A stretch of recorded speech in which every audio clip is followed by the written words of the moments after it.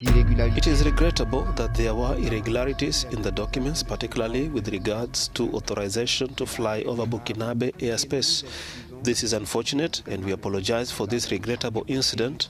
We also discussed the case of a leader of a Nigerian political party who has made disparaging comments about this incident, which is undoubtedly linked to misunderstanding of the situation. In mid-December 2025, an unusual diplomatic moment unfolded in West Africa.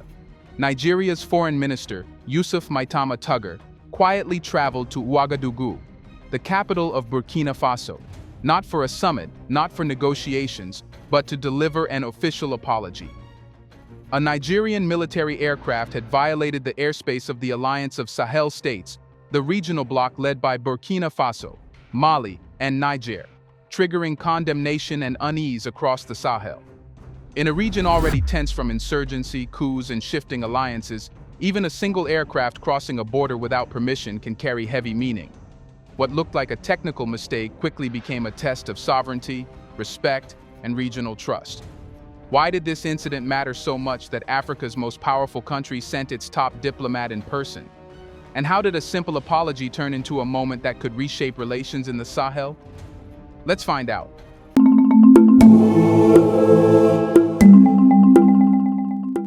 It didn't begin with speeches or sirens. It began with a routine alert.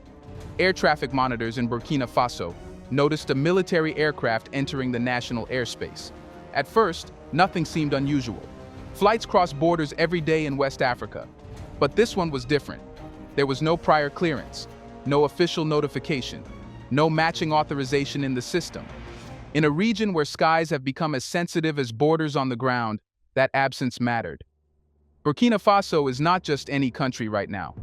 Along with Mali and Niger, it forms the Alliance of Sahel states, a bloc born from conflict, coups, and a deep desire to reclaim sovereignty. For these governments, control over territory, land, and air is not symbolic. It is central to their legitimacy. Every incursion, real or perceived, touches a nerve. So when this aircraft continued across Burkinabè airspace, questions immediately surfaced. Was it lost? Was it part of a joint mission? Or was it something more troubling, a military move without consent? Authorities moved fast. The aircraft was intercepted, and its occupants were secured on Burkinabè soil. Within hours, word began spreading beyond Ouagadougou. By the time the Alliance of Sahel states released its statement condemning the violation, the message was clear. This was not being treated as a minor technical issue. It was being framed as a breach of sovereignty. And then the identity of the aircraft emerged. It was Nigerian. That revelation instantly raised the stakes. Nigeria is not a distant power. It is Burkina Faso's neighbor, the largest country in West Africa. A regional military heavyweight.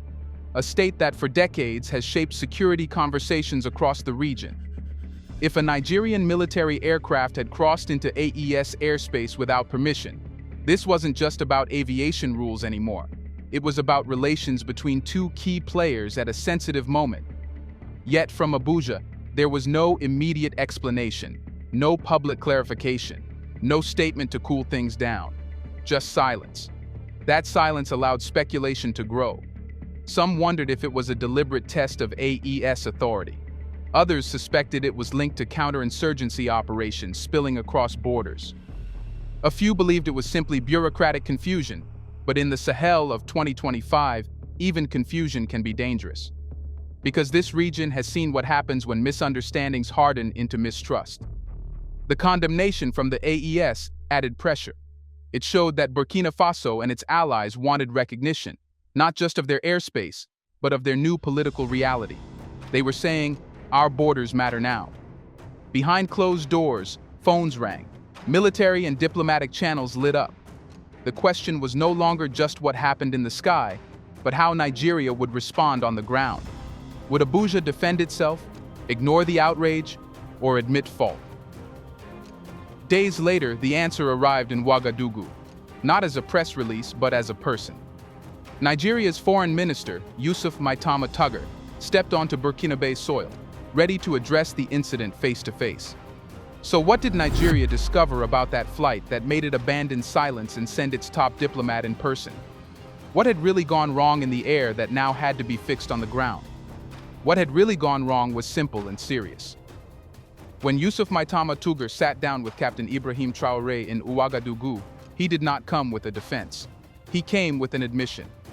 The Nigerian military aircraft had entered Burkinabè airspace without proper authorization. The documents were irregular. The clearance that should have existed simply wasn't there. In diplomatic language, Tugur called it unfortunate. In plain terms, Nigeria had crossed the border without permission. And then he said what few expect from a powerful state in such moments: "We apologize." That single word changed the tone of the entire episode. The mystery around the flight ended. This was not a secret mission, not a provocation, not a show of force. It was a procedural failure, but one with heavy political weight in a region where sovereignty has become sacred. Tugur explained that the irregularities in the paperwork were at the heart of the problem. The authorization to fly over Burkinabè airspace had not been properly secured. Whether through miscommunication, haste, or bureaucratic error, the result was the same. The plane should not have been there. By admitting this openly, Nigeria was doing more than correcting a mistake. It was recognizing the authority of the AES over its skies. For Burkina Faso, that mattered deeply. For years, Sahelian states felt that powerful neighbors and external actors treated their borders as flexible. This apology signaled that, at least from Abuja, those days were over. But Tugur didn't stop at admitting fault. He carried a personal message from President Bola Ahmed Tinubu, a message of solidarity and brotherhood. It was a deliberate choice of words. Not dominance, not instruction, brotherhood. Nigeria was framing this not as a clash between a big power and a smaller one, but as a misunderstanding between partners who share the same region and the same dangers. He also addressed another sensitive issue that had begun circulating in Nigerian politics. A leader of a Nigerian political party had made disparaging comments about the incident, feeding narratives that the AES was overreacting. Tugur shut that down in Ouagadougou itself. He called it a misunderstanding and made clear that Abuja's official position was one of regret, not confrontation. That was Nigeria drawing a line between internal political noise and state responsibility. In that room, the message was clear. Nigeria was not there to argue about what happened. It was there to close the issue before it poisoned something bigger. Because behind the apology was a deeper fear that even a single airspace violation, if mishandled, could fracture trust in a region where trust is already scarce. The question now was no longer whether Nigeria had made a mistake. That had been admitted. The real question was why fixing this mistake mattered so urgently to Abuja. What was Nigeria trying to protect by swallowing its pride and apologizing so openly in Ouagadougou? What Nigeria was trying to protect was the front line. In the Sahel, the fight against insurgency is not fought by one country at a time. It is a shared battle stretching from northern Nigeria through Niger and into Burkina Faso and Mali. The armed groups moving across this belt don't care about flags or borders. They exploit every gap between states, every moment of mistrust, every breakdown in coordination. Nigeria knows this better than most. For more than a decade, it has been battling Boko Haram and ISWAP in its northeast. Burkina Faso, under Captain Traoré, is facing relentless attacks across its own territory. Niger and Mali are under similar pressure. These wars are connected, even if the headlines treat them separately. That is why an airspace incident is never just about aviation. Military aircraft in this region are tools of surveillance, transport, and strike. When one enters another country's airspace without clearance, even by mistake, it raises a dangerous question. Can we still trust each other's movements? And once that doubt takes hold, cooperation starts to crumble. Inside the meeting in Ouagadougou, Tugur made it clear that security was at the center of Nigeria's concern. He spoke about the fight against insurgency and the need for both countries to work more closely together to combat what he called a scourge. This was not diplomatic filler. It was the reason he was there. Nigeria cannot afford strained relations with Burkina Faso and the AES. Not when militants use Sahelian corridors to regroup. Not when intelligence sharing can mean the difference between stopping an attack and counting casualties. Not when air coordination is vital in tracking groups moving through remote terrain. If Burkina Faso began to see Nigerian aircraft as careless or worse, as potential threats, every future movement would be viewed with suspicion. Joint efforts would stall, and the space between the two militaries would become exactly the space insurgents need to survive. So Nigeria's apology was a form of damage control, not for reputation, but for security. It was Abuja saying this was a mistake, not a message. And Burkina Faso understood the stakes too. Traoré's government has built its legitimacy on restoring control and pushing back armed groups. It needs cooperation from neighbors as much as it needs independence from old systems. Turning this incident into a confrontation might have satisfied pride, but it would have weakened the common fight. That's why, instead of escalating, both sides leaned into dialogue. But dialogue still leaves one question hanging. When a sovereign state's airspace is violated, even by mistake, the instinct is to respond firmly, sometimes harshly, to set a precedent. So, how did Burkina Faso actually treat the crew and the incident once Nigeria admitted fault? Did Traoré use this moment to make an example, or did he choose restraint to protect something bigger? Let's pause for a second to say, big thank you to the Black Culture Diary community, where Black voices, stories, and legacies are preserved and amplified. By becoming a member, you're not just supporting the channel, you're becoming part of a powerful cultural movement. Let's continue. He chose restraint. When the Nigerian aircraft was intercepted and its occupants remained on Burkinabè soil, Burkina Faso had every reason to escalate. In a region where sovereignty has been hard-earned and fiercely defended, making an example of a violation would have been understandable. A tough response could have sent a clear message: our airspace is not to be touched. But that is not what happened. Instead, the situation was handled quietly. The crew was secured, but there was no public shaming, no threats, no dramatic accusations, no attempt to turn the incident into a spectacle. And when Yusuf Maitama Tugger spoke after meeting Captain Ibrahim Traoré, he made a point of acknowledging this. Nigeria praised the spirit of brotherhood shown by the Burkinabè authorities in how they treated the aircraft's occupants.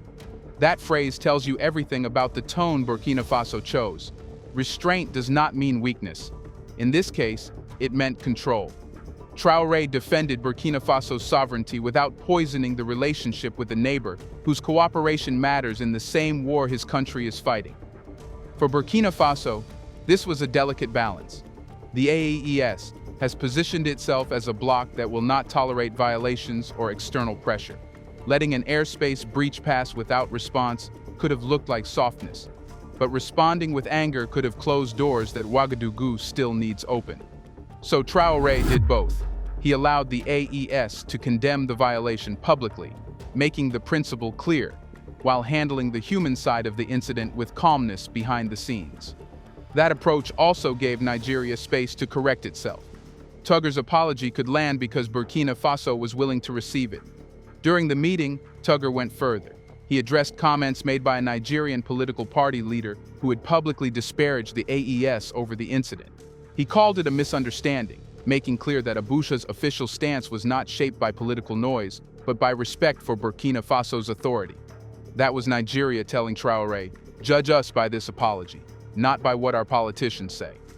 And then came another signal of where Abuja wanted the relationship to go.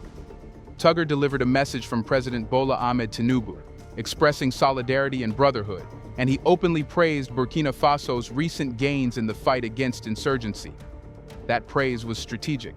Nigeria was recognizing Traoré not just as a leader defending borders, but as a partner fighting the same enemy. It was a way of saying, your struggle is our struggle. In that room, the crisis was being turned into something else, a reset. But this reset raises a deeper question. Nigeria is the largest power in West Africa. Burkina Faso is leading a bloc that has broken away from old regional structures. When a big player apologizes and a rising bloc shows restraint, it suggests something is shifting. So what does this moment really say about the balance of power in West Africa today? Is Nigeria still trying to lead the region, or is it learning to stand alongside the new Sahel order? Here's a reminder to please like and share the video and subscribe to our channel to watch more videos on Black culture, history, civilization, and identity. Let's continue now. It shows that Nigeria is learning to stand alongside, not above. For decades, Nigeria has been the anchor of West Africa. Its population, economy, and military strength made it the natural heavyweight of the region. Through ECOWAS, Abuja often acted as the voice that set the tone, especially on questions of security and political order. Smaller states were expected to follow.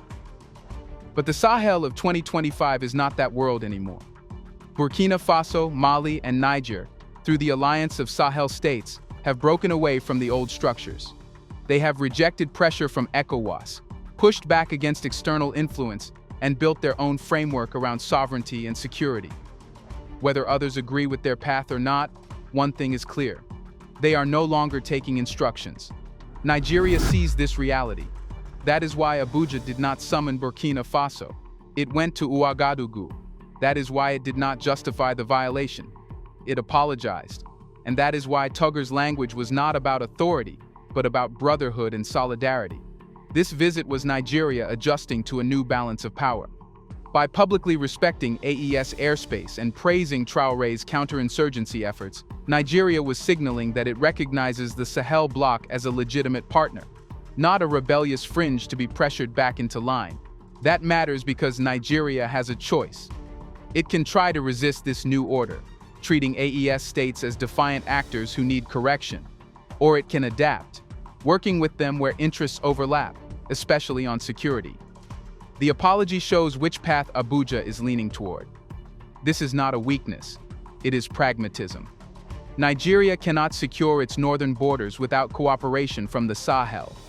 It cannot track militant movements without coordination with Burkina Faso and Niger. It cannot stabilize the region if it turns potential partners into rivals. So instead of clinging to old habits of dominance, Abuja is choosing engagement. For Burkina Faso, this is also a win. It shows that even the region's biggest power is willing to recognize AES's authority when it is challenged. That reinforces Traoré's message at home. Sovereignty is being taken seriously. But there is still a bigger issue hanging over this story. Was this just about fixing one mistake? Or has this incident quietly set a precedent for how future disputes between Nigeria and the AES will be handled? Because if this approach becomes normal, admission, apology, restraint, and dialogue would change how crises unfold across the Sahel. So the question now is not about that one aircraft anymore. It's about what comes after.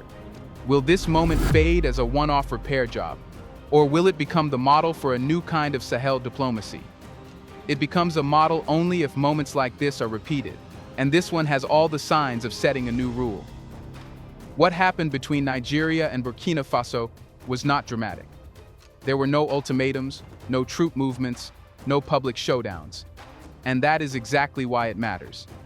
In a region where small incidents often spiral into lasting hostility, this one did not. It was contained, corrected, and transformed. A violation occurred.